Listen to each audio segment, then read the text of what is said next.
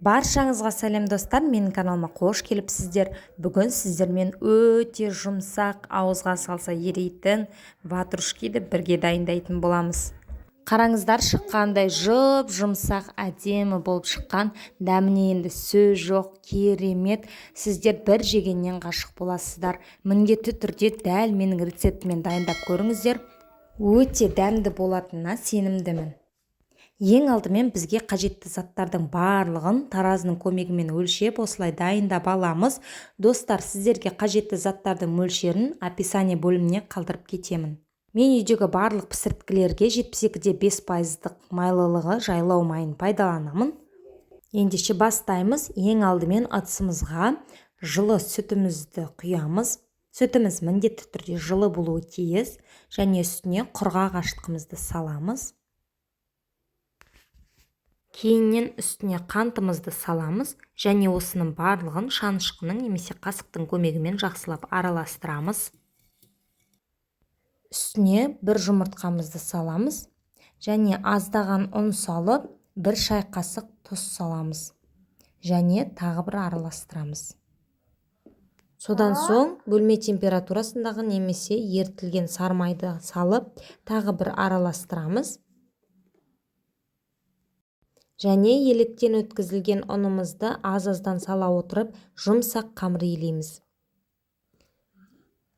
Ұнды міндетті түрде бөліп аз-аздан салыңыздар. Сол кезде сіздердің қамырларыңыздың арасында ешқандай да комок, жаңағы түйіршік дейді ғой, түйіршік болмай, әдемі жұмсақ қамыр пайда болады. Мінекей, біздің қамырымыз осындай қолға жабыспайтын, эластичный, жұмсақ, осындай әдемі, қолға жағымды қамыр шығады. Қамырымызды ыдысымызға салып, бетін пищевой пленкамен жауып, 1,5-2 сағат аралығына қамырымыз көтерілгенше қоямыз. Менің қамырым тура 1,5 сағатта көтеріліп, әдемі болып шықты. Мінекей, қамырым осындай жұмсақ, әдемі болып шықты. Енді жұмыс үстеліне қамырымызды қойып, ешқандай да ұн сепкен жоқпын. Мінекей, өзімізге ыңғайлы бірнеше бөліктерге бөлеміз, және қолымыздың көмегімен осылай қамырымызды домалатып аламыз. Салмасына қажетті заттарды дайындаймыз. Ең алдымен ірімшікке үстіне жұмыртқа саламыз, және қаймақ саламыз. Бұл жердегі қаймақтың пайызы маңызды емес.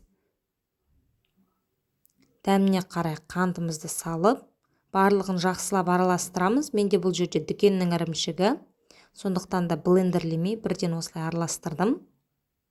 Және үстіне 2 ас қасық кукурузный крахмал саламыз. Сондай-ақ ұмыт барады екем, сәл ғана қасықтың ұшымен ванилин немесе жарты шай қасық ванильный сахар саламыз. Ол біздің творогымызға өте тәтті дәм береді. Мінекей, біздің салмамыз дайын. Енді жаңағы біздің домалатып дайындап қойған қамырымызды осындай стаканның көмегімен ортасын қаттырақ басып, ойып алып шығамыз. Және осылай қолыңызбен үлкейтіп, арғатай басуларыңызға болады.